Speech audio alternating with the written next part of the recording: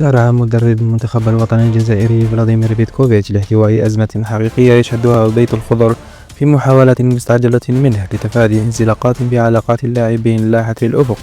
بعد نهاية مباراة المنتخب الوطني أمام نظيره الغيني، والتي انتهت بالتعادل السلبي ضمن الجولة الثامنة من تصفية كأس العالم 2026. وقد لمح بعض اللاعبين فيما بينهم في صدام معلن عبر وسائل التواصل الاجتماعي بمنشورات وفيديوهات تحمل رسائل مشفرة. هذا الأمر الذي قد يظهر مؤشرا واضحا على انقسام مجموعة المدرب بيتكوفيتش، والتي قد تعود إلى خيارات المدرب نفسه في التشكيلة الأساسية، والتي ترتب عنها أداء سيء ومخيف أثار انتقادا كبيرا للجماهير الجزائرية. وبهذا الشأن طالب بيتكوفيتش الاستفسار حول اللاعبين بلايلي وبالرحمة وخلفية المنشورات عبر حساباتهم